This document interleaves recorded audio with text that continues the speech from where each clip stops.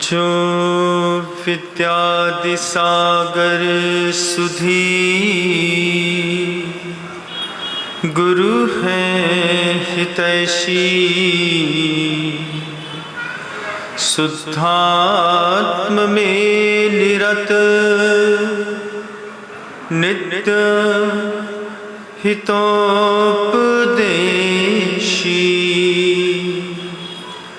वे पाप ग्रीष्म ऋतु में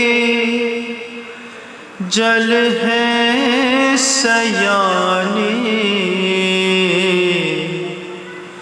पूजूं उन्हें सतत केवल ज्ञान पाने,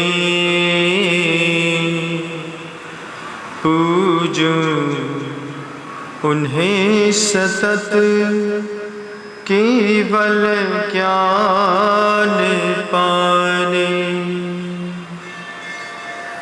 अहिंसा परमो धर्म की जय। परम पूज्य आचार्य भगवंत गुरुदेव श्री विद्यासागर जी महाराज की जय। वर्तमान आचार्य परमेष्ठी गुरुदेव श्री समय सागर जी महाराज की जय। समस्त मुनि संघ की जय। बोले परम पूज्य मुनि 108 विनम्र सागर जी महाराज की, समस्त मुनि संघ की।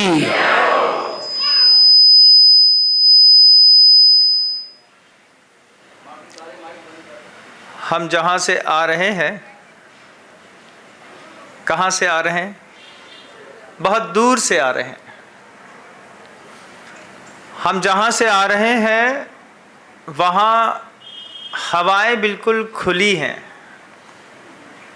लंबे लंबे चौड़े चौड़े खेत मिलते हैं, अच्छी दुधारू गायें मिलती हैं, नदियों में ठंडा शीतल पानी जबरदस्त मिलता है, हर घर के बाहर एक आम का पेड़ लगा मिलता है, शाम को लोग थोड़ा बहुत धूप का धुआं करते हैं मच्छर भगाने के लिए, बिल्कुल निर्मल आकाश रहता है, अच्छी गहरी काली रातें होती हैं जहाँ पर हम धीरे धीरे वो जगह छोड़ के करीब 1150 किलोमीटर चलते चलते आज हम गुरुग्राम पे पहुंच गए। कब से चल रहा हूँ, सुबह चलता हूँ, शाम चलता हूँ, सोचता हूँ सफ़र आज ख़त्म होगा, कल ख़त्म होगा, लेकिन सफ़र तो अनवरत चलते ही रहते हैं। चलते चलते चलते भाषाएं बदलती हैं, पानी बदलता है, खान पान बदलता है, भक्ति भी बदलती है। बीच रास्ते में अभी जब आ रहा था इस तरफ, कुंडलपुर से निकला, कुंडलपुर से सागर, सागर से भोपाल, भोपाल से इंदौर, इंदौर से उज्जैन, उज्जैन से आपका बागी दौरा रतलाम, इस तरफ आते आते फिर धीरे से निम्बाहेड़ा, वहाँ से कहाँ किशनगढ़, किशनगढ़ के पहले अजमेर, अजमेर के बाद इस तरफ आया जयपुर, मौजमाबाद, इसके बाद गाड़ियाँ रुकी नहीं, लगातार चलती रहीं 1150 किलोमीटर का सफ़र तय किया, तब जाकर के गुरुओं के ग्राम में आने का मौका मिला। पीछे सब बदल गया, जहाँ से आ रहे हैं वहाँ का बिल्कुल मीठा पानी, यहाँ के अध्यक्ष महोदय ने बता दिया कि हमारे यहाँ का पानी बिल्कुल खारा है। हमने कहा लोग तो मीठे दिख रहे हैं, खारा पानी पी करके लोग इतने मीठे कैसे हो सकते हैं? सब बदलता है। पहली बार 45, 47, 48 साल में अनुभव हो रहा है, इतनी बड़ी बड़ी बिल्डिंगें कभी जीवन में देखी नहीं, छोटे से गांव में रहने वाले, जिंदगी अपने घर से जबलपुर तक में सिमट गई थी। गुरुवर के पास आया तो क्षेत्रों में सिमट गई थी। अभी गुरुदेव समय सागर जी महाराज श्री जी ने कहा, एक बार दिल्ली आपको भी देखनी चाहिए। हमने कहा, हम जैसे छोटे साधु दिल्ली में जाके क्या करेंगे, आपका श्री संघ पधारे तो बहुत अच्छा होगा। गुरुदेव ने कहा, भूमिका तो बनानी पड़ती है। जब गुरुदेव के शब्द मिले कि भूमिका बनानी पड़ती है, तब स्वयं के अंतर मन को तैयार किया कि अगर इतना बड़ा श्री संघ इस दिल्ली में आने के लिए आज नहीं कभी भविष्य में भी मन बनाए तो उसके लिए भूमिका तो बनानी पड़ती है। साधर्मी कैसे हैं, स्वभाव कैसा है, दान की वृत्ति कैसी है, पूजा की पद्धतियाँ कैसी हैं, कैसी मिलनसारिता है, किस तरीके का विचार है, किस तरीके का विवेक है, किस तरीके की क्षमा है, लोगों की भाषा कैसी है, इन सब चीज़ों को साधु अध्ययन करता है, हर चीज़ पढ़ता है। मोहल्ला बदलते हैं, बुरे लोग पीछे छोड़ देता हूँ, आगे चले जाता हूँ।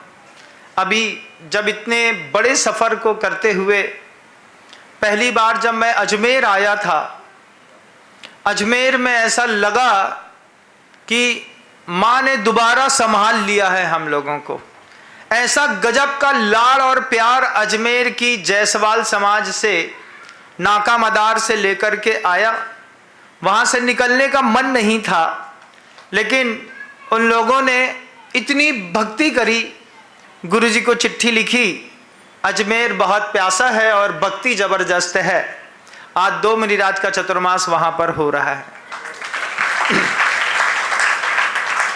आगे बढ़ा, मौजमाबाद में भगवान जी देखे, इतने बड़े बड़े, इतने सारे, देख करके लगा कि प्रभु क्या वैभव था जैन शासन का, गदगद हुआ।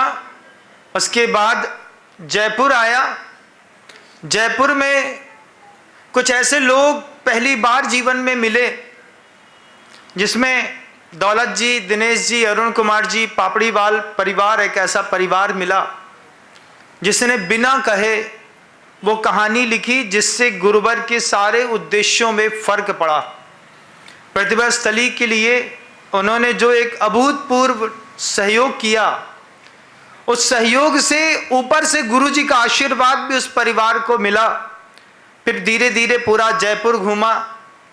जयपुर के लिए भी गुरुजी से कहा कि जयपुर भी प्यासा है, कुछ मिलना चाहिए, और साधु लोग रास्ते पर हैं जयपुर के लिए। आगे बढ़ा। अभी लेटेस्ट में बस अलवर को देख करके आ रहा हूं। 10 दिन में ऐसी धमाकेदार भक्ति करी, ऐसी धमाकेदार भक्ति करी अलवर वासियों ने, जिसमें आचार्य श्री जी के समाधि केंद्र के प्रकल्प से लोगों को जहां भी जाता था थोड़ा थोड़ा जोड़ रहा था। थोड़ा थोड़ा जोड़ते जोड़ते थक भी जाता था, लेकिन एक भामाशाह और मिले, जयंती परिवार, अशोक जी, मनीषा जी, पुलकित जी, दिविशा जी, जिन्होंने एक साथ बहुत बड़ा वजन कम करके 550 कलश की राशि के साथ आचार्य जी के समाधि केंद्र को बनाने का सौभाग्य प्राप्त किया। उसके बाद ये यात्रा रुकी नहीं। हर जगह से जैसे ही स्थान बदलता हूं, भक्ति बदल जाती है। रास्ते में एक गांव पड़ता है नगीना, वहां से अलवर से निकला, तिजारा जी आया। तिजारा जी में आकर के चंदा प्रभु भगवान जी के दर्शन किए।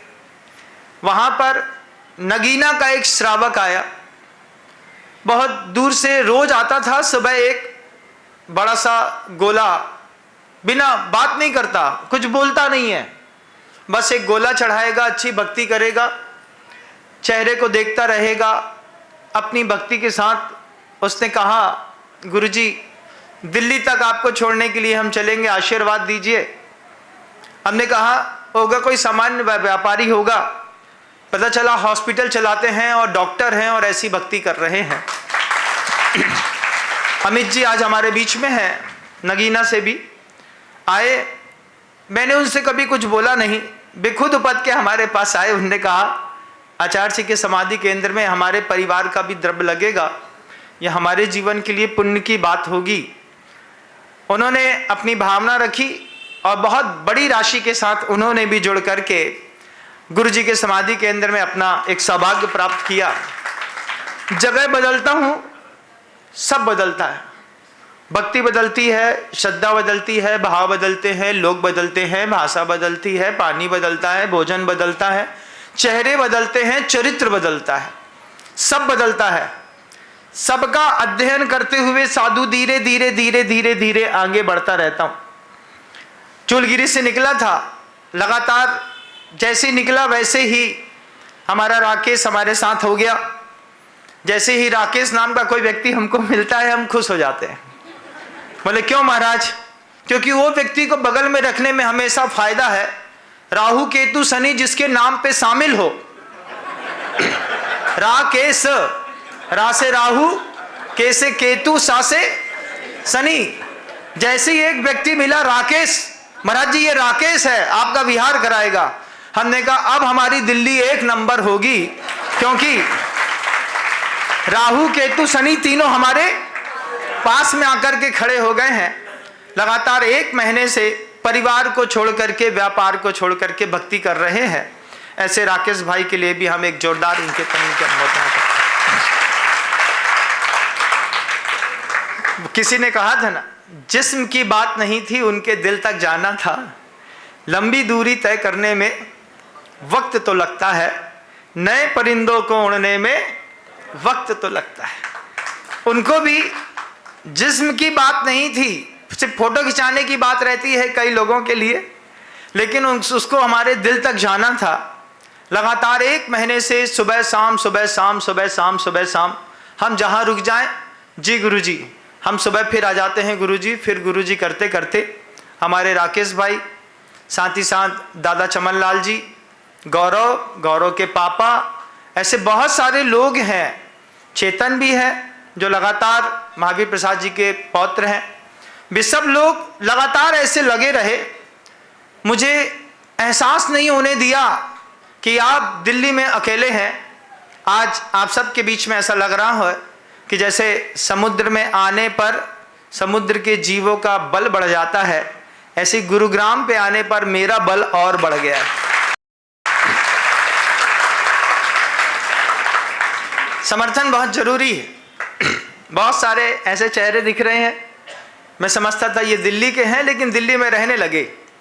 कुछ शहडोल का चेहरा दिख रहा है, कुछ चेहरे मध्य प्रदेश के दिख रहे हैं, कुछ बासोदा के दिख रहे हैं, कोई विदिशा के, कोई इंदौर के। सारे चेहरों को मैं धीरे धीरे देख रहा हूँ और देख रहा हूँ कि दिल्ली सबको जगह देती है। धीरे धीरे धीरे आते जाओ, समाते जाओ, बढ़ते जाओ, आते जाओ, समाते जाओ, बढ़ते जाओ। मैं भी भगवान की अभी शांति धारा कर रहा था, तो मैंने कहा भगवान मैं भी आ गया हूँ, समा जाऊंगा, मैं भी बढ़ता जाऊंगा, आप मुझको भी आशीर्वाद दे दीजिए।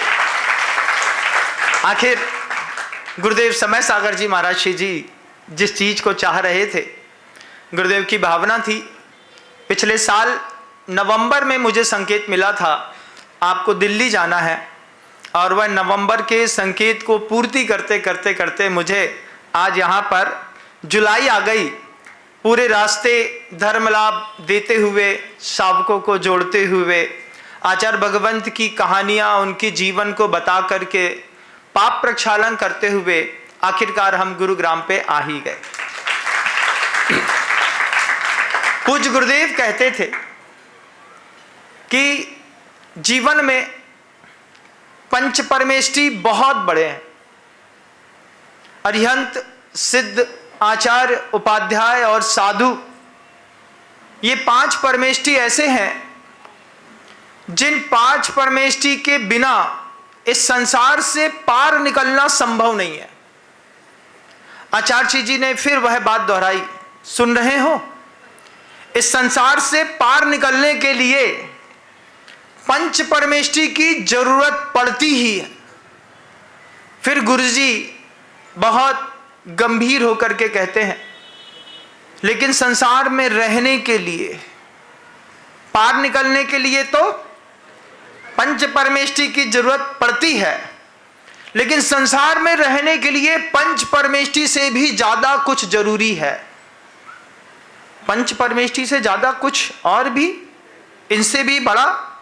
हाँ, आचार्य श्री जी कहते थे कि अगर संसार से निकलना हो, बाहर जाना हो, मुक्ति प्राप्त करनी हो, तो पंच परमेष्टि का सहारा बहुत जरूरी है। बिना साधु के उद्बोधन के, बिना आचार्यों के उपदेश के, बिना उपाध्यायों के ज्ञान के, बिना सिद्धों के ध्यान के और बिना अरिहंत की कृपा के ऐसा कौन सा जीव है जो इस संसार से ऊपर उठ पाया हो, जिसने अपने दर्शन और चरित्र का विकास कर पाया हो? कोई भी नहीं। लेकिन संसार में रहना ही अगर किसी का उद्देश्य हो तो हमें नहीं निकलना। मुक्ति की इच्छा सभी लोगों को नहीं होती। आप लोगों से भी पूछूं, मान लीजिए प्रभु जिनेंद्र भगवान सामने आकर के खड़े हो जाएं और आपसे बोले बताओ तुम्हें वरदान में क्या चाहिए। आंख बंद करके अपने आप से पूछो, अगर जिनेंद्र भगवान साक्षात सामने खड़े हो तो आप उनसे वरदान में क्या मांगेंगे? महाराज, एक मल्टी हमारी भी बन जाए, 30-50 किलो सोना हो, एक चापर हो, 3 जैगवार हो, 2 डिफेंडर हो, 3 बड़ी फैक्ट्रियां चल रही हो, चांदनी चौक पे एक बढ़िया बेहतरीन ऑफिस हो, उसके बाद रेड कोर्स रोड पे एक बड़ा बंगला हो, लोगों का आना जाना हो, स्वास्थ्य अच्छा हो, अगर हबीबी जैसे 2 पत्नियां मिल जाएं तो भी चलेगा महाराज। वहां पे जाते हैं ना दुबई में, तो वहां पर जाकर के भी कई लोगों के भाव बदल जाते हैं। एक शेख है, उसकी 7 पत्नियां हैं, सातों साथ में रह रही हैं। आप आंख बंद करके भगवान से जब कभी भी मांगेंगे बस इतना ही मांग पाएंगे, क्योंकि इससे ज्यादा आपकी सोच पे है ही नहीं। कभी सोचा ही नहीं मुक्ति चाहिए। किराना की दुकान चलाने वाला बोलेगा मॉल बन जाए, हॉस्पिटल वाला बोलेगा एक एम्स हमारी भी हो जाए, उसकी ब्रांचेस हो जाए। कार बेचने वाला बोलेगा एक कार की फैक्ट्री मैं भी डाल दूं, मेरी खुद के नाम की एक कार हो। कब तक किया करते रहेंगे? ऐसे धारणाएं जब भी अंदर से आकार लेती हैं, आत्मा जब भी आवाज देती है, सबके पास, सबके मन में मुक्ति की इच्छाएं नहीं होती। बहुत सारे लोग ऐसे होते हैं जिनको संसार में रहने का ही आनंद आता है। कई लोगों की धारणा है बिना शरीर के जीवन भी क्या कोई जीवन है? तो शरीर, बॉडी कॉन्शियस लाइफ बहुत सारे लोगों की है। मुझे कुछ हो नहीं जाए, इतना ज्यादा बॉडी कॉन्शियस है। आपको सुबह का भोजन करने के बाद तुरंत शाम के भोजन की चिंता होती है, क्योंकि बॉडी कॉन्शियस लाइफ है। सुबह का खाना खाया, खाना खाते साथ ही पति पत्नी को बोल देता है शाम को थोड़ी सी खिचड़ी और आलू के पराठे बना देना, मेरा आज तो सुबह तो खा लिया तुम्हारी लौकी की सब्जी, लेकिन शाम को आलू का पराठा खाऊंगा। अभी तो पेट में गया है, अभी उसको पच जाने दो, हो सकता है शाम तक तुम्हारी किस्मत से पनीर की सब्जी मिल जाए, क्यों आलू मांगते हो हैं? लेकिन नहीं, अरे हमको तो आलू ही खानी है। जितना जिसकी सोच है उसको वही दिखाई देता है। कभी पत्नी से किसी भी पति ने नहीं कहा कि शाम को बढ़िया काजू पनीर की एक सब्जी बनाना घर के अंदर, वो तो हम बाजार से 300 रुपए की ले आएंगे महाराज, हम दोनों बैठ के खा लेंगे, क्या घर में बनवाना। घर में तुम आलू की सब्जी तो बनवाते हो, काजू पनीर की सब्जी के लिए कभी नहीं बोला होगा, क्योंकि सोच ही नहीं है। उतनी सोच है महाराज, बस इतना ही मिल जाए इतना ही बहुत है।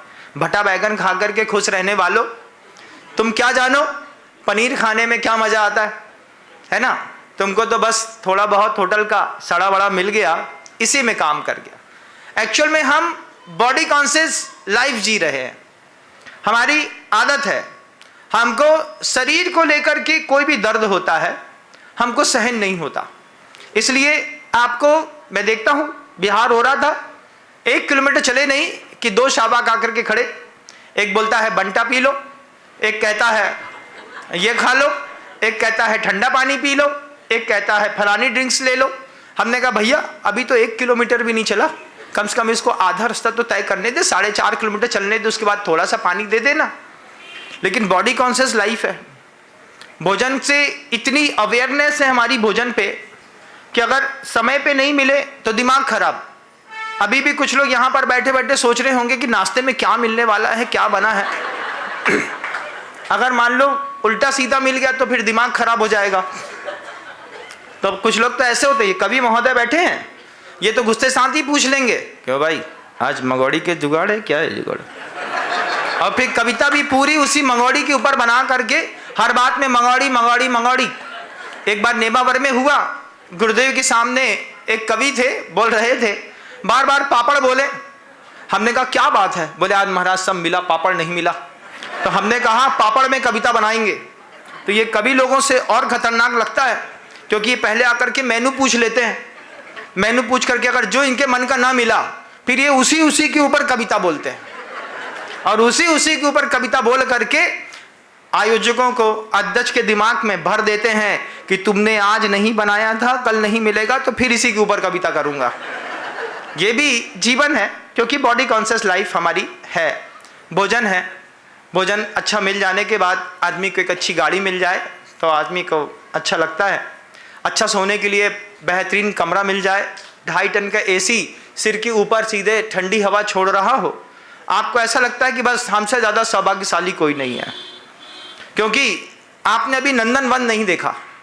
नंदनवन में जब प्रकृति की खुद की हवाएं चलती हैं, और जब वो हवाएं दूध डाले हुए आम के पेड़ों से पोषित होकर के जब पत्तों से छुप करके आती हैं, तो कुछ पेड़ों की हवाओं से भी रोग ठीक होते हैं। यह भी एक प्रकृति का विज्ञान है जो इन कंक्रीट के जंगलों पे दिखाई नहीं देगा। हम जहाँ से आ रहे हैं वहाँ तो बहुत साफ सुथरा माहौल था, लेकिन यहाँ पर कंक्रीट के बड़े बड़े जंगल, इतनी बड़ी बड़ी मल्टियाँ हमने पहली बार जीवन में 48 सालों में देखी। आज तक इतने बड़े बड़े भवन नहीं देखे। उस पर अभी एक शावक आए थे, नवीन जी, सैनिक फार्म वाले, वो बोले ये तो कुछ नहीं है, बस 15 किलोमीटर पार करिए फिर हम बताते हैं गुड़गांव किसको कहते हैं। हमने कहा अभी और कुछ देखना बाकी है। बड़े प्यार से बोलते हैं अभी पूरा गुड़गांव और दिल्ली देखना बाकी है, अभी तो शुरुआत है। हम शुरुआत में थक गए, इन लोग अंदर पता नहीं घुसा करके क्या करने वाले हैं। आया गुरुजी कहते हैं बहुत अच्छी बात, गुरुवर कहते हैं संसार से निकलना हो तो पंच परमेष्टि, लेकिन अगर संसार में रुके रहना हो, अगर संसार में ही जीवन जीने का आपने मन बना लिया है, आपने ये तय कर लिया है कि हम एक बहुत खूबसूरत जिंदगी जिएंगे, हमने तय कर लिया है कि हम निरोगी काया के साथ जिएंगे, परिवार के साथ जिएंगे, अच्छे से जिएंगे, रहेंगे संसार में ही, तो फिर पंच परमेष्टि से ज्यादा जरूरी होते हैं पंच स्थावर। महाराज ये पंच स्थावर क्या होता है? हमारे जैन दर्शन में 5 स्थावर, स्था धातु रुकने के अर्थ में होती है, जो रुके हुए होते हैं। पृथ्वी, जल, अग्नि, वायु और वनस्पति, ये 5 स्थावर पंच परमेष्टि से भी ज्यादा जरूरी है इस धरती पर बने रहने के लिए। मंदिर में आकर के भगवान की पूजा करना आवश्यक है, लेकिन अगर आपने पंच स्थावरों के बारे में नहीं सोचा, पंच स्थावर के लेकर के आपने अपने जिंदगी में चिंता नहीं की, तो आपकी जिंदगी रोज कम होती चली जाएगी।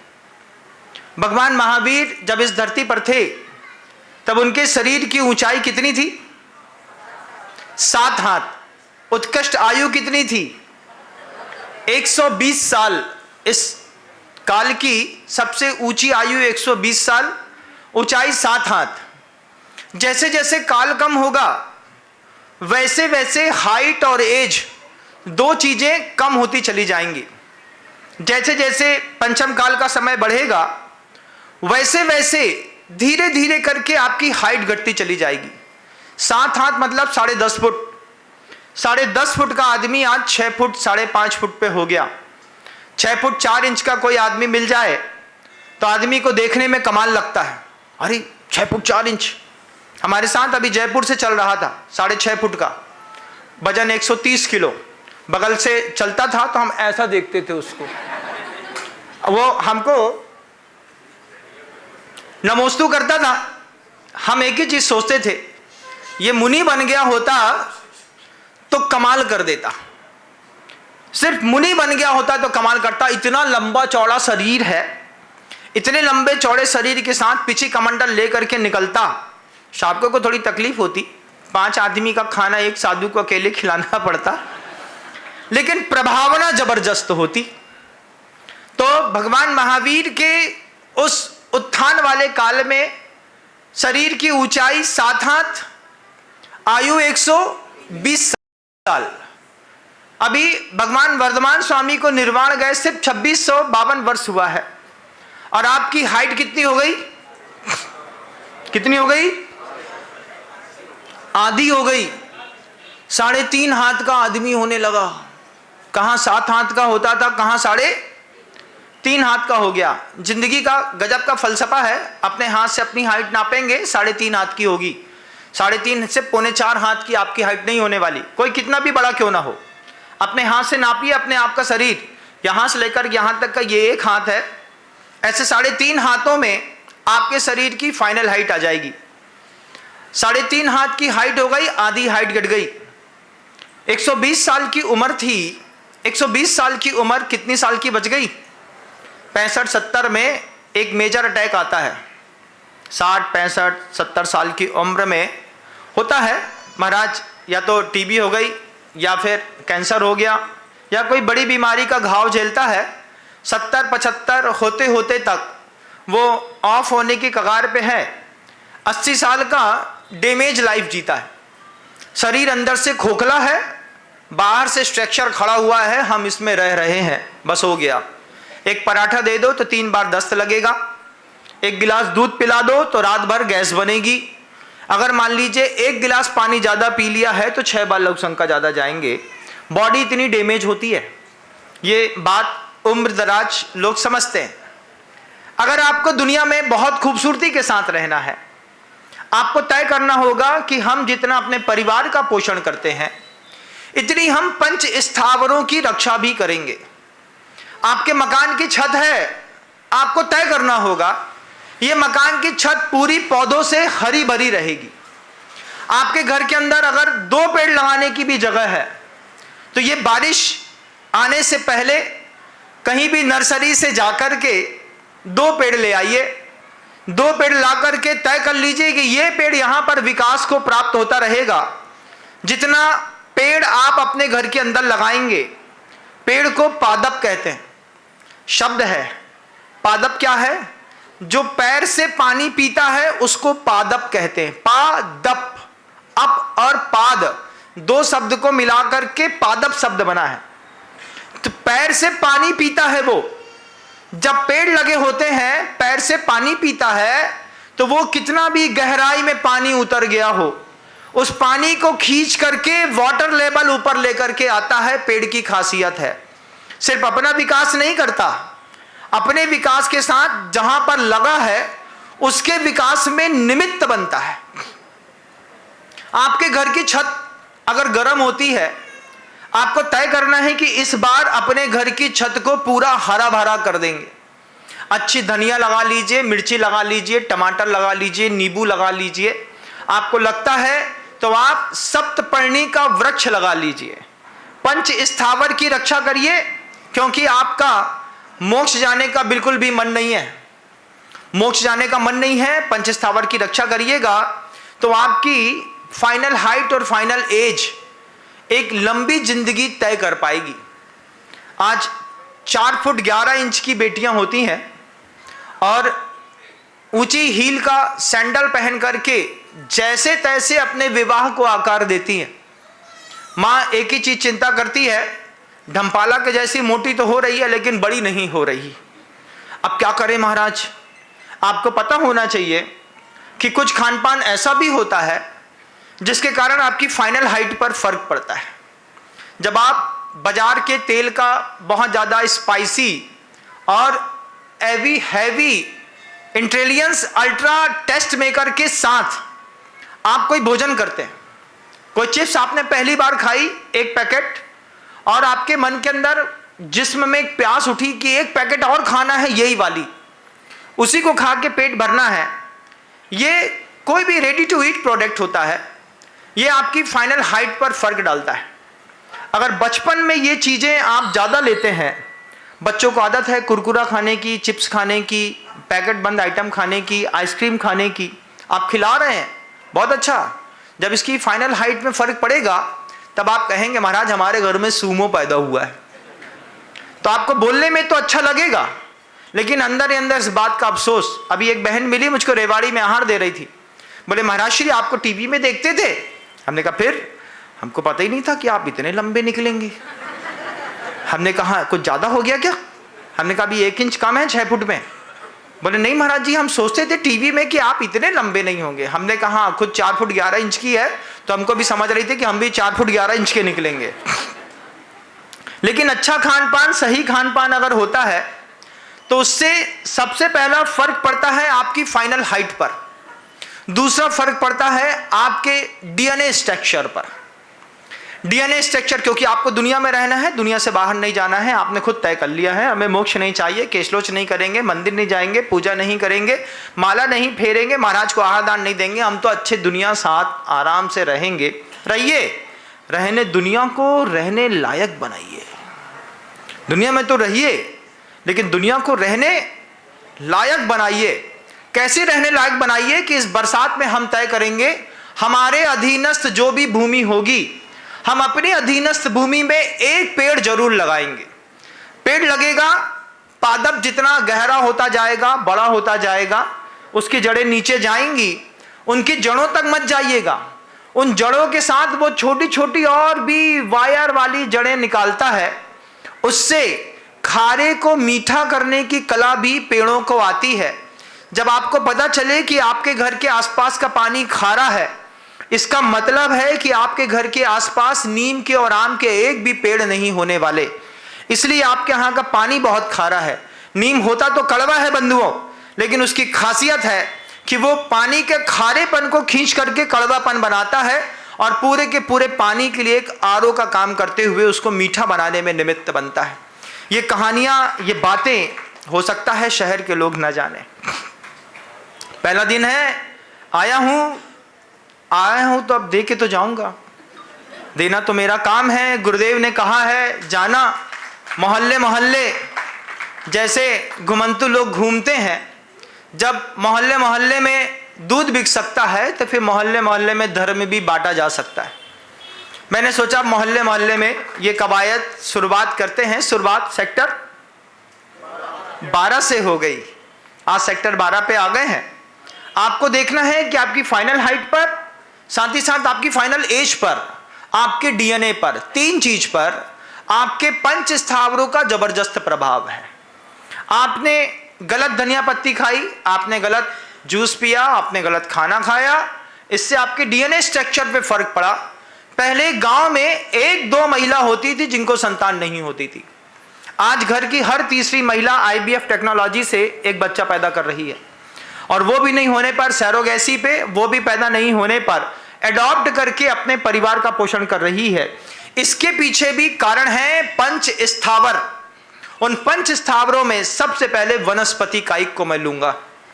मैंने वनस्पति कायिक ली है, आपको तय करना है।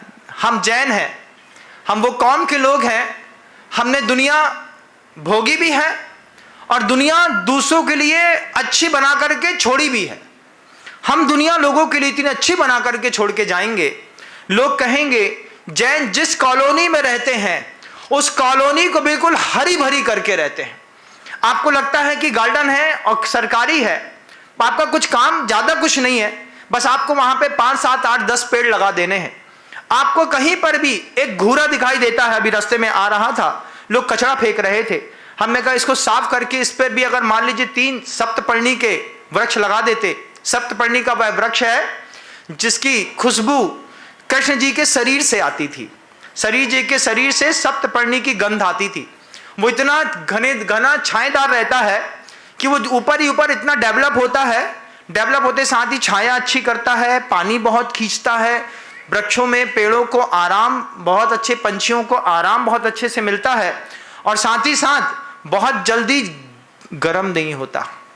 पेड़ की भी खासियत है, कुछ पेड़ बहुत जल्दी गर्म हो जाते हैं, आप देखिएगा, आम के पेड़ में थोड़ी सी आग लगाओगे तुरंत भुस्स हो जाएगा। लेकिन कुछ वृक्ष ऐसे होते हैं जो प्रकृति का संतुलन बनाते हैं।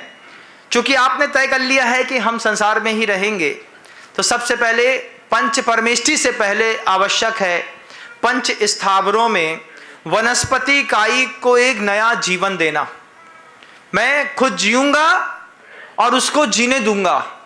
मेरे घर के अंदर अगर 2 पेड़ लगाने की भी जगह है तो मैं वृक्ष लगा करके धरती की इस अकूत गर्माहट को कम करूंगा। पता इस बार क्या हुआ? इस बार अरब सागर की खाड़ी पर बादल ही नहीं बन रहा है। वैज्ञानिकों ने, पूरे विश्व ने इस बात में इतनी गहरी चिंता व्यक्त की है कि अरब सागर की खाड़ी पर बादल नहीं बन रहा। जिस तरीके से झमाझम बारिश बंबई में होती थी, केरल में होती थी, ये बारिश अपना रुख बदल गई। यूरोप की में तो सुन ही रहे हैं कि 38-40 टेम्परेचर पे एसी का सबसे बड़ा अगर कोई मार्केट नया खुला है तो यूरोप खुला है। अब आज तक यूरोप में एसी नहीं मिलता था, हीटर मिलते थे क्योंकि ठंडा प्रदेश था। 40 डिग्री का टेम्परेचर हो गया, आपके यहाँ कल को 54 डिग्री का टेम्परेचर हो जाएगा, आपको फर्क नहीं पड़ेगा। जमीन में चलने वाले बहुत सारे कीड़े ऐसे होंगे जो 51 डिग्री सेल्सियस पर ऑटोमेटिकली मर जाते हैं। 52 डिग्री पर कबूतर बैठे बैठे टपक जाता है, नीचे गिर जाता है, तोते गिर जाते हैं, प्रजातियां मरती हैं, तो उससे भी धरती पर परिवर्तन होता है। पृथ्वी की उर्वरक शक्ति पर परिवर्तन आता है जीव जंतुओं से। अगर वो जीव जंतु मर जाएंगे तो प्रकृति मर जाएगी। पृथ्वी मर गई तो प्रकृति से उत्पन्न होने वाली चीजों की शक्तियां बदल जाएंगी। वही लौकी जो कल आप खाते थे अच्छी लगती थी, वही लौकी कल जब आप खाएंगे तो अचानक आपको लगेगा लौकी में कोई स्वाद नहीं है। खाया, रात में आपको अल्सर या फिर कोलाइटिस का प्रॉब्लम हुआ, इलाज कराया, कैंसर डिटेक्ट हुआ, 1-1.5 महीने के अंतराल में आपकी मृत्यु हो गई। इसलिए जब से सबसे ज़्यादा जो एक जरूरी विकल्प है, हम इस बात को तय करें कि हमारे आसपास की भूमि जहाँ कहीं भी हमको खाली दिखाई देगी, हम पेड़ जरूर लगाएंगे। क्योंकि आपको मोक्ष नहीं चाहिए, आपको संसार में रुकने की आपने कवायद तय कर ली है। आपको संसार बहुत अच्छा लगता है, तय करिए। आपकी छत होगी, हम छत पे पेड़ लगाएंगे। तय करिए, आपके टेरिस पे अगर थोड़ी भी जगह है तो आप हैंगिंग ट्री लगा दीजिए, लेकिन पेड़ों को लगातार लगाते रहिए। ये जितने एसियों की गर्माहट है, इस एसी की गर्माहट से पृथ्वी रोज गर्म होती है, रात में भी गर्म होती है। कल पहली रात मेरी ऐसी थी जब मैंने महसूस किया कि रात हो नहीं रही है। मैं रात भर अपनी खिड़की से, दरवाजे से बाहर देख रहा था, आकाश देख रहा था। आकाश हल्का हल्का प्रकाश छोड़ रहा था। मैं भ्रम में था। जब रात को 1:30 बजे देखा कि अभी भी आसमान में लाइट दिख रही है, तब मुझे लगा कि यहाँ के लोग काली और गहरी रातों का मजा नहीं जानते। यहाँ के लोग रात में भी आंख खोल के देखेंगे तो आसमान में लाइट दिखाई देती है। इससे भी प्रदूषण फैलता है। बहुत सारे पंछी रात के कृत्रिम प्रकाश में भी अपने जीविकोपार्जन की चीज़ों को भूल जाते हैं, विक्षिप्त हो जाते हैं। उन पंछियों को भी कैंसर होता है। गाय को कैंसर होता है, बकरे को कैंसर होता है, आपको पता नहीं चलता, उनको भी होता है। ये प्रकृति में जो बदलाव है, इस बदलाव में एक नया बदलाव, ये चातुर्मास युग परिवर्तन चातुर्मास के नाम से आकार लेगा। इस चातुर्मास का मैंने नाम दिया है युग परिवर्तन चातुर्मास। हम अपने आसपास के वातावरण को, हम अपने आसपास की प्रकृति को रहने लायक बनाएंगे। शुरुआत करेंगे हम वनस्पति कायिक से। हम तय करेंगे कि अगर हमारे बारजे में भी 4 पेड़ लगाने की जगह है, हम पेड़ लगाएंगे। इस बारिश के पानी से पेड़ बहुत जल्दी फल फूल जाएगा। हमारी छत पर अगर हमको आवश्यकता दिखती है, हमको लगता है कि हमारी छत पे जगह है, हम छोटे छोटे लकड़ी के बॉक्स बनाएंगे, गमले बनाएंगे, हम उसमें पेड़ लगाएंगे, अपने पूरी छत हरी भरी कर देंगे। प्रयोग तो होता नहीं है, उसको हरा भरा कर दो। जो दीवार बहुत बड़ी दिख रही है, उस दीवार में भी आप स्टाइलिश तरीके से इंजीनियरिंग से पूछ करके बहुत अच्छे पेड़ लगाएंगे ऊपर से थोड़ा सा पानी छोड़ेंगे। कुछ पेड़ ऐसे होते हैं जिनको खाद नहीं चाहिए होता है, सिर्फ मिट्टी और पानी मिलता है और वो बढ़ते रहते हैं। उस प्रकृति के पेड़ को लगा करके हम प्रकृति को गर्म होने से बचाएंगे। हम शुरुआत करेंगे। हमारी कौम ऐसी कौम है, जब हमने प्लेन में विदाउट ओनियन जैन फूड मांगना शुरू किया तो आज पूरे वर्ल्ड में जब जैन फूड मिल सकता है, तो जब लोग पूरी दुनिया के मुसलमान कंट्रियां हैं जो लगातार नॉनवेज खाते हैं, वो भी जैन फूड अवेलेबल कराते हैं, फ्लाइट में जैन फूड अवेलेबल है। हमने थोड़ा सा पुरुषार्थ किया, हमको जैन फूड मिलने लगा। हम ऐसे ही ग्रीन भारत को लेकर के जब हम हरे भारत की, हरित क्रांति की कल्पना करेंगे, बगल वाले को दिखेगा कि ये जैन रोज अपने घर में एक आध पेड़ लगा रहा है, बच्चों के जैसे सींच रहा है, पोस रहा है, बड़ा कर रहा है। पड़ोसी को भी फर्क पड़ेगा, वो भी शुरुआत करेगा और ये गुरुग्राम और पूरी दिल्ली वास्तव में लोगों के रहने लायक बन पाएगी। शुरुआत हमको हरे भारत से करनी है। तिरंगे की जो हरित क्रांति है उसको हमें वापस लेकर के आना है। दूसरी बड़ी चीज तय करनी है, क्योंकि पंच स्थावरों में दूसरा बड़ा योगदान है जल का। आप तय कर लीजिए कि 20-20 लीटर की पानी की केन्स आप बारिश के पानी की भर करके अपने घर में 20-20 केन जरूर रखेंगे। महाराज हमारे यहाँ जगह नहीं है, मिलेगी, आप बनाइए जगह। जब अटाला रखने के लिए, कचड़े रखने के लिए जगह है, आप पूरे दुनिया के लोगों को यह बात तय करनी है कि आप नीले कलर का वो जो बोतल आती है ना 20 लीटर वाली पानी की, कैम्फर वाली केन आती है, ऐसी फ्रेश नई केन खरीदिए। रात के समय कहीं भी सड़क में उतर करके प्लास्टिक एक बांध दीजिए, उससे पानी, रात का पानी उसमें छान करके स्टोर कर लीजिए, टाइट कर लीजिए और तय करिए कि हम अष्टमी और चतुर्दशी के दिन इसी मीठे पानी का भोजन करेंगे। 2 दिन के अष्टमी चतुर्दशी का भी नियम लेंगे बारिश के पानी का पीने से। इससे भी आपके जीवन में बहुत फर्क पड़ता है। गुरुदेव के पास जब वैभव करके एक लड़का है भोपाल का, वो आया, उसने बहुत सारे प्रोडक्ट दिखाए। उनने एक ही बात कही कि मैं यूएस अमेरिका से रह कर के आ रहा हूँ महाराज, मैंने 19 साल अमेरिका रहा, भारत में आकर के मैंने वो शुरुआत करी है। आपको भी इस बात की जानकारी होनी चाहिए कि दुनिया में बहुत सारे ऐसे प्रोडक्ट होते हैं जिनको यूज करने पर सबसे कम पानी की जरूरत पड़ती है। जैसे मान लीजिए आपने सर्फ एक्सेल लगाया, एरियल लगाया, अब इसको पर्याप्त से ज्यादा पानी चाहिए, 3 बार धोएंगे तब निरमा छूटेगा। लेकिन कुछ कास्टिक, कुछ ऐसे भी कॉस्मेटिक्स हैं, कुछ ऐसी बहुत सारी डिटर्जेंट पाउडर्स हैं जो सबसे कम पानी पर आपकी दुनिया साफ सुथरी रख सकते हैं। आपको यह तय करना है कि सबसे कम पानी का उपयोग करके ऐसी कौन सी चीजें हैं जिनका हम प्रयोग कर सकते हैं। आपने अपने वाइफ से लेकर के मुंह पोंछने की कला तो विकसित कर ही ली है। पहले पानी से मुंह धोते थे, नैपकिन से पोंछते थे, अब कुछ नहीं है, एक आइस वाला वाइप्स निकाला, मुंह पोंछा, हाथ पोंछा, रगड़ा और फेंक दिया। आप नए युग में तो जा रहे हैं, लेकिन आपको कपड़े धोने के लिए भी, नहाने के लिए भी ये तय करना है कि ऐसा कौन सा साबुन होता है जिस साबुन में सबसे कम पानी लगता है और वो हमारे बॉडी को बिल्कुल फ्रेश भी कर देता है। जब आपको पता चलेगा कि बहुत सारे लाइफ में ऐसे भी प्रोडक्ट हैं, गूगल में दुनिया भर की चीज सर्च करते हैं, इस तरीके की सोच के साथ भी कुछ सर्च करेंगे तो हम एक नई दुनिया को आकार दे रहे होंगे। बहुत अच्छे ऐसे भी दुनिया के प्रोडक्ट्स हैं जिनमें सबसे कम पानी के साथ जीवन जिया जाता है। जल का संरक्षण, वनस्पति का संरक्षण, पृथ्वी का संरक्षण जितना जरूरी है, पंच स्थावर धरती पर रहने के लिए जितने जरूरी हैं, इतनी जरूरत तो पंच परमेष्टि की भी नहीं है।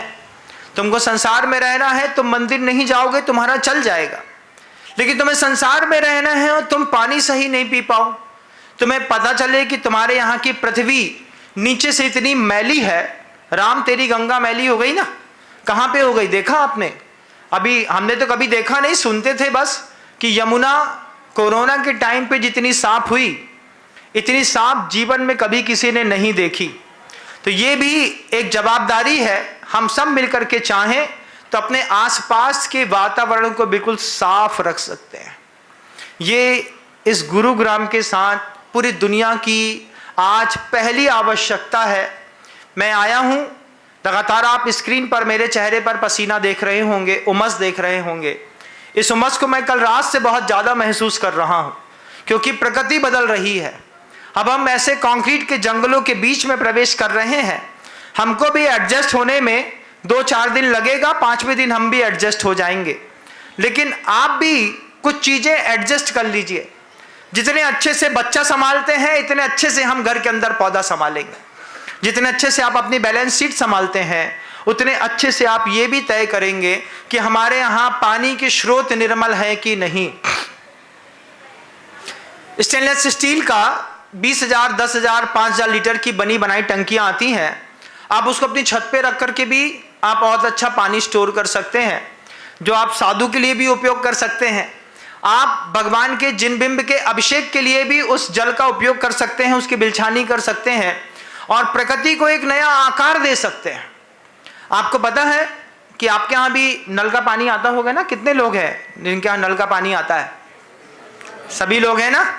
हाँ, जब कभी भी नल का पानी आपके यहाँ आता है, पानी के अंदर क्लोरीन मिला होता है और क्लोरीन जब 8 धातुओं के मिले हुए पाइपलाइन से चलता है, तो जो पढ़े लिखे होंगे, डॉक्टर्स होंगे, वो जानते हैं कि एल्बुमिन सॉल्वेंसी करके एक रासायनिक प्रक्रिया होती है कि पानी क्लोरीन के साथ जब फ्लोइंग बेस पर स्पीड पे बहता है, तो वो जब आपके घर के अंदर आता है तो पानी के पाइपलाइन का जस्ता पानी में मिल करके आपके घर की महिलाओं को सबसे ज्यादा ब्रेस्ट कैंसर क्रिएट करता है। जिन महिलाओं को कोलाइटिस का प्रॉब्लम है, जिन महिलाओं को ब्रेस्ट कैंसर हो रहा है, उनसे भी कहना चाहूंगा कि अपने जल की निर्मलता निश्चित करिए। 283 प्रकार का कैंसर सिर्फ महिलाओं को होता है। शरीर की प्रतिरोधक क्षमताएं इतनी कमजोर होती हैं। पुरुष लगातार हैवी वर्क करते हैं, बाहर चलते हैं, घूमते हैं, उनके रेजिस्टेंस पावर में, उनकी वीर की शक्ति में और महिलाओं की प्राण शक्ति में अंतर होता है। 283 प्रकार के कैंसर में अगर आपको कैंसर से बचना है तो आपको तय करना पड़ेगा कि हमारे जल के स्रोत बिल्कुल निर्मल होंगे। और अपनी जिंदगी जीने के लिए जब आप इतना पैसा इकट्ठा कर रहे हैं, तो फिर आप साफ पानी की व्यवस्था भी तय कर लें। महाराज, हम तो बिस्लरी का लेते हैं, ये भी एक बहुत बड़ी प्रॉब्लम है। आरओ का पानी लेने वाले लोग भी दुनिया में बहुत बड़ी प्रॉब्लम है। वो भूल जाते हैं कि आरओ का पानी जितनी जल्दी पीना शुरू करेंगे, उतनी जल्दी आपके स्किन में व्हाइट स्पॉट होना शुरू होंगे। आरओ का हाइड्रोजन वाला पानी, जब कभी आपने देखा ब्लीच के साथ जब आप हाइड्रोजन लगा करके अपने सिर पर डाई लगाते हैं तो ऊपर की चमड़ी व्हाइट हो जाती है। ऐसे ही हाइड्रोजनाइज पानी पीने पर आपकी स्किन पर भी सबसे ज़्यादा सफ़ेद दाग की शुरुआत होगी, तो वही बिस्लरी और हाइड्रोजन के पानी से होगी। मैं कम शब्दों में आज पहला दिन है अपनी बात रख रहा हूँ। चेतना को जागृत करिएगा। युग परिवर्तन चातुर्मास की शुरुआत का पहला दिन है, पहला उद्बोधन है दिल्ली की इस धरा पर।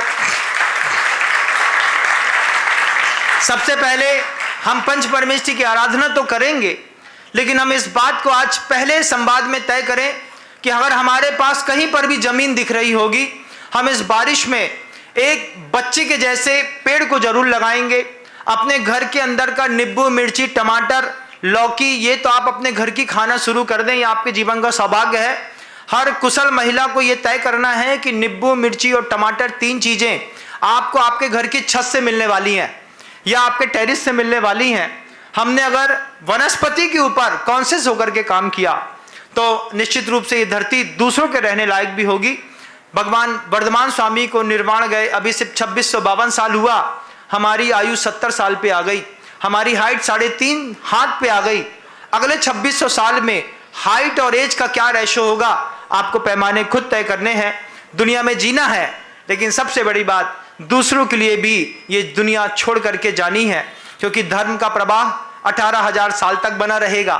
दिगंबर साधु 18,000 साल तक बने रहेंगे, श्रावक बना रहेगा, किसी साधु की असमय में समाधि न हो। इसलिए भी पंच परमेष्ठी से ज्यादा जरूरी पंच स्थावर है।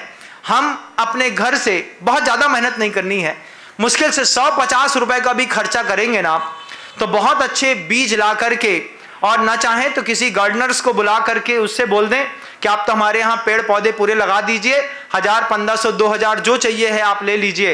लेकिन हमारे मुनिराज का इस दिल्ली के प्रवास में पहले कदम पर पहला उपदेश है, पंच स्थावर की रक्षा, पंच परमेष्टि की रक्षा के साथ साथ इतनी ही जरूरी है। अगर पंच स्थावर निर्मल नहीं होंगे तो आपके साधु परमेष्टि को भी बहुत सारी बीमारियां हो सकती हैं। साधु भी असमय में कैंसर के रोग से ग्रसित होकर के, क्योंकि खाना तो मुझे आपके हाथ का ही है ना, आपके यहाँ का घी है, आपके यहाँ का तेल है, आपके यहाँ की एनर्जी है, आपके यहाँ का पानी है। अगर मान लीजिए आपके दिए गए दान से किसी साधु की असमय में समाधि हो गई तो मुनि हत्या का भी एक दोष लगता है। इससे भी श्रावक को बचने का प्रयास करना है। शब्दों को विराम दूंगा, कल पुनः प्रयास करूंगा। गुरुदेव श्री विद्यासागर जी महाराज।